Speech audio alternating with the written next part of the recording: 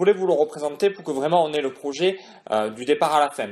Voilà, comme vous pouvez constater, je lui demande de mettre les cheveux d'un côté et de l'autre, tout simplement pour pouvoir voir les ombres, comment elles se positionnent, qu'est-ce que ça fait, pourquoi. Parce qu'en fait, vous allez avoir une partie de la lumière qui part du bol beauté, qui va venir taper sur le réflecteur et remonter pour adoucir les ombres.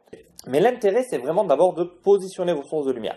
Moi, je trouve qu'il est important de dessiner avec la lumière et après faire bouger. Donc voilà, vous allez voir apparaître les photos. Vous voyez que selon la position du modèle, on obtient vraiment des choses totalement différentes. Même avec le même setup. En fait, si c'est pour avoir tout son visage dans le noir, ça n'a pas d'intérêt.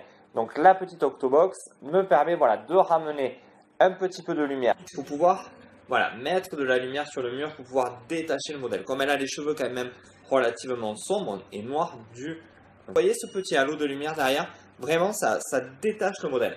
Mais ça fait aussi apparaître quelque chose, comme vous pouvez voir, c'est des petits cheveux qu'il y a sur le côté, qui se photo, que vous voyez apparaître, je la trouve très rigolote. Elle sourit, elle s'éclate, ça la fait se marrer parce qu'elle a cette dernière photo où elle a vraiment le bras qui se pose, le regard vers la lumière qui se pose vraiment sur son corps de manière subtile et on reste vraiment dans un esprit de douceur. Même là où elle montre ses seins, vous voyez, on voit pas les tétons, on voit juste la forme de ses seins, c'est un côté sensuel. C'est aussi là une photo spontanée.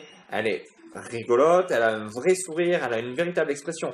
Comme je vous dis, il est intéressant à un moment donné de laisser le modèle s'exprimer. C'est ce que j'ai voulu. Il est intéressant de voir comment je déplace, comment je bouge les choses.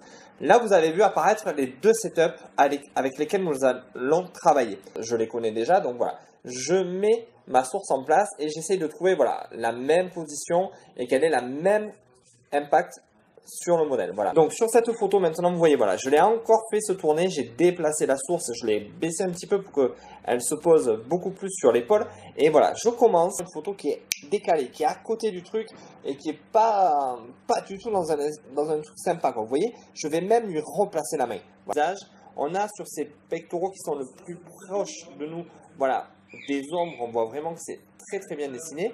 Et derrière, le dernier flash permet de dessiner. Au niveau de la retouche, va simplifier beaucoup de choses. Vous n'allez pas forcément avoir un travail énorme à faire parce que surtout que là, la main, on va vraiment bien la voir, Même si vous l'avez sur les côtés, comme vous voyez, je cherche vraiment à avoir des positions qui sont avec un résultat le plus pertinent.